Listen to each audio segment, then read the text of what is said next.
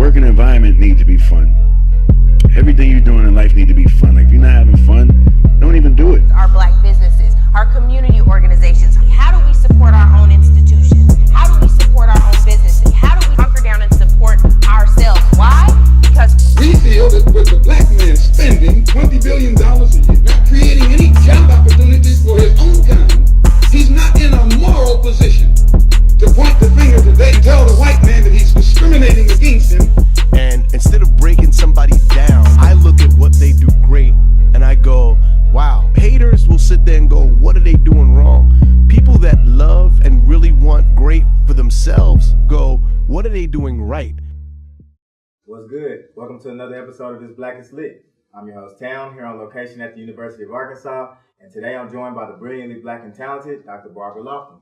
Thank you, Eric. How are you today? I'm doing well. How are you doing? I'm good. Glad to be here. Okay, so Dr. Lofton, tell me where you're from and how did you end up here in Northwest Arkansas? Okay, so I am from the metropolis of Jackson, Mississippi.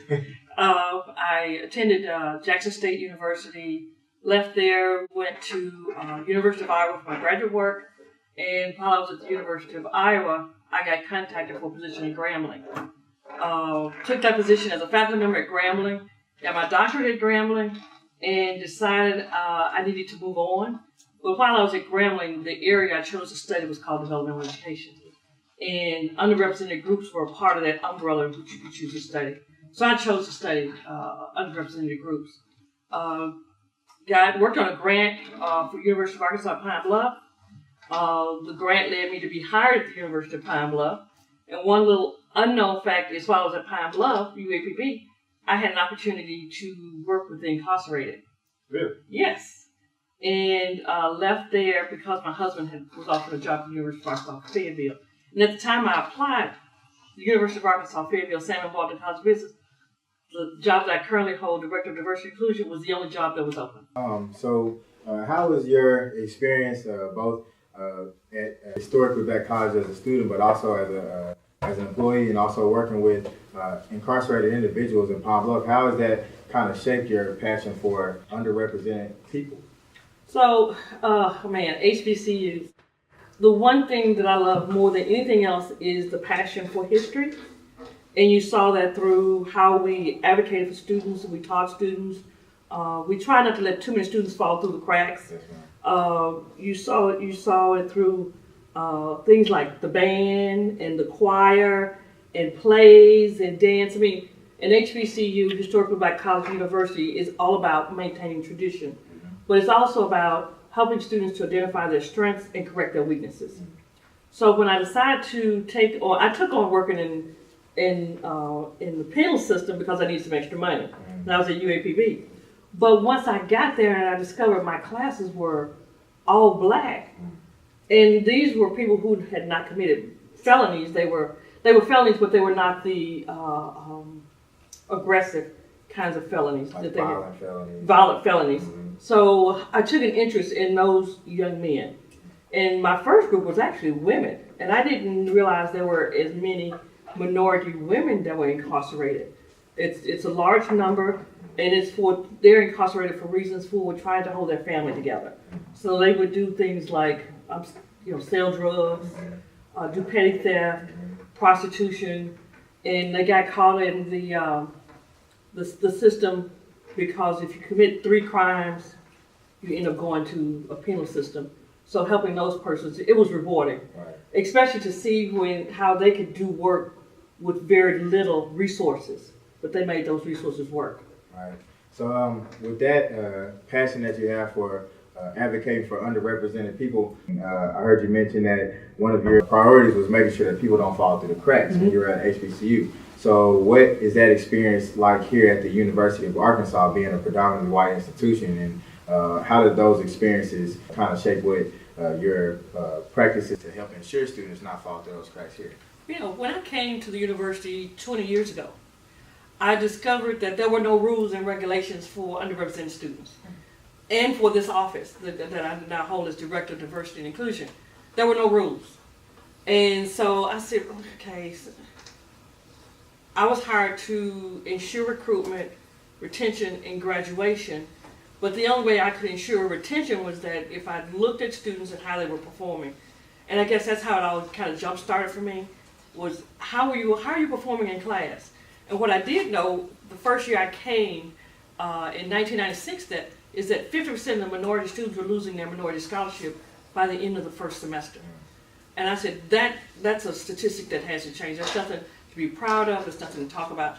So I started working with students, calling them to my office. My saying was, I'm just like Ma Bell. I'm all over the place. I would go to students' rooms and knock on the door and kind of talk to them, catch them in the hallway. In fact, I didn't sit behind my desk. I kind of walked the halls. Yes, ma'am. I kind of got a reputation for calling people out, holding them accountable, because here's what we don't tell young people, that going to college is a job. And when let's say a semester cost you $6,000. Well, when you blow a semester and get deficient grades, you've lost $6,000 on your job. Right. So it's like a paycheck. So you want to hold everybody accountable. So I'm going to hold you accountable so you can hold your faculty accountable. Right. So I started developing programs, being visible, supporting initiatives, advocating, being advisors for organizations. Sometimes some things were so far-fetched, I said, okay, let's just go with it. But what I've seen in the long run is minority students who have been hired in high, powerful jobs. I've seen them go to graduate school like yourself. You may switch majors, but the thing is that you continue because you begin to see the value in your education. You begin to see long-term value of what it can do for you. You begin to have that self-confidence, and you begin not to fight just for yourself, but you fight for others. Right. That's a good segue into my next question. What is the vision that you see for the Office of Diversity here at the University of Arkansas? And can you tell me a little bit about some of the steps that your office is taking to ensure that that vision comes to fruition? So my vision for the office is, first of all, I would like to be the best diversity office in the SEC. And then I would like to be ranked with those in the top 25 in the country. But to do that, we need staff. And so we're trying to work through that. But taking minority students to experience activities and tasks that they never experienced. So those minority students who have the capability and abilities to become members of the Honors College, I push them to strive for that and hold them to that, and to pursue the best research that they possibly can, and not to settle for mediocrity. Or if to be in a case competition is your dream, hey, let's do it. But you have to be committed to the work. Right. To start a business, if that's your dream, let's get it done. So I really enjoy seeing minority students see their dreams become true. And for some of these students, just to graduate is their dream. Yes, ma'am. And to see that dream for me, I did an article a couple of weeks ago, and my last sentence was, I said, what do you like most about your job? And I said, I like seeing the impossible become possible for the students. Letting them know that, the only thing standing in their way is themselves. Yes, ma'am. So teaching them that, making sure they get proper advising, make sure they are exposed to everything that they can be exposed to compete for the jobs that are on the market, making sure that they can be ready for honors programs, making sure that they can be ready to take on that impossible job or to compete in that competition, or maybe just try to help them fulfill those dreams. Right. And by helping them fulfill those dreams, it helps my office become the best it can be, because then I have the accomplishments of the students that we can talk about. Yes, ma'am, for sure. And just instilling that confidence within those students is going to be key to help them succeed in whatever area they go into. And then they become donors and ambassadors. That's the part I like. Yeah, so you have to definitely keep it full circle. Okay, so in addition to setting a high standard of accountability, what other advice would you give an aspiring person in diversity in higher education? If a person is interested in diversity in higher education, one, don't settle for mediocrity unless you have that drive to take something to the next level. Be as well-rounded as you possibly can. Don't just settle for... The one thing I dislike is when you have minority officers who only do programming. Learn how to do advising, learn how to do research, do presentations. Find out what happens on the academic side and become engaged. If you become well-rounded in the academy, then you can be the proper advocate for the students. So there should be no stone unturned in the academy that you don't understand as a diversity officer. Yes, ma'am. That's really important because that relatability is going to be key for the student to build that trust and rapport with them so they can listen to what you're saying. Okay, great. So where can we follow you and the Office of Diversity's work? At www.walton.ur.edu/diversity. Okay. Well, we definitely want to take the time to thank you for stopping by the show with us today. We're really appreciative of not only you stopping by today, but for everything that you've done for me and my family. And we're definitely excited to see you be the visionary that creates change for people like you and me. So everybody be sure to go follow Dr. Lofton in the Office of Diversity at the Walton College Diversity website. And up next on this Black is Lit, we're going to have today's edition of Get Out Your Feelings and our word of the day. What's good? I'm Town. It's time to get out your feelings.